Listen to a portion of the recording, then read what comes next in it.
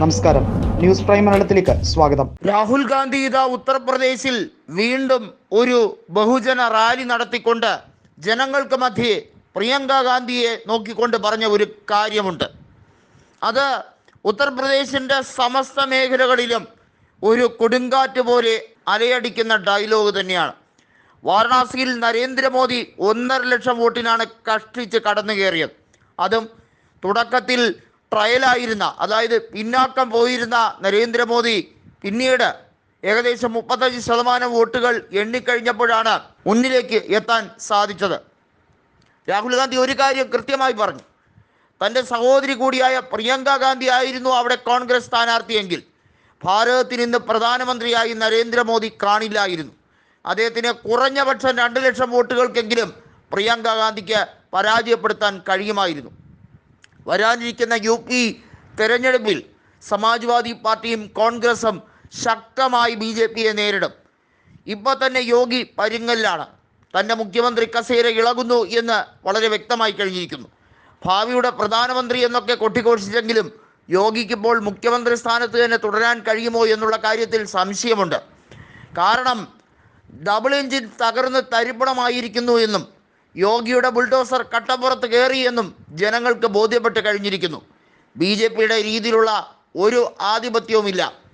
രാഹുൽ ഗാന്ധി പറഞ്ഞതുപോലെ അയോധ്യയിൽ പോലും അവിടെ പരാജിതരായ BJPക്ക് വാരണാസിയിൽ പരാജയം സംഭവിക്കാൻ ഇനി അധിക കാലതാമസം ഉണ്ടാകില്ല. UPയിലെ 43 സീറ്റുകളാണ് സമാജ്വാദി കോൺഗ്രസ് സഖ്യം നേടിയെടുത്തത്.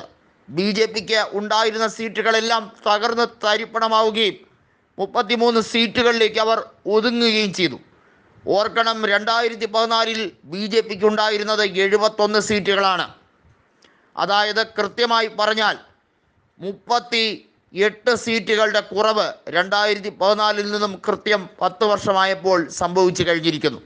2019 പോലും BJPക്ക് ഒറ്റയ്ക്ക് 62 സീറ്റുകൾ ഉണ്ടായിരുന്ന നിലയിൽ നിന്നുമാണ് കൂപ്പുകുത്തിയിരിക്കുന്നത്. ഇതിൽ നിന്നും മറ്റൊരു കാര്യം കൂടി രാഹുൽ ഗാന്ധി പറഞ്ഞിരിക്കുന്നു. ശക്തമായ ചിട്ടയായ പ്രവർത്തനമായിരിക്കും ഇനി നടത്താൻ പോകുന്നത്. അലഹബാദ് എന്ന കോൺഗ്രസിൻ്റെ ശക്തി കേന്ദ്രം, ശക്തിദുർഗമായിരുന്ന സ്ഥലം 40 വർഷങ്ങൾക്ക് ശേഷമാണ് കോൺഗ്രസ് തിരിച്ചു പിടിച്ചിരിക്കുന്നത്. ഇനി അത് വിട്ടുകൊടുക്കില്ല. പടിപടിയായി കോൺഗ്രസ് സീറ്റുകൾ ഉയർത്തും. ഇക്കുറി 17 ലോക്സഭാ സീറ്റുകളിലാണ് കോൺഗ്രസ് മത്സരിച്ചത്.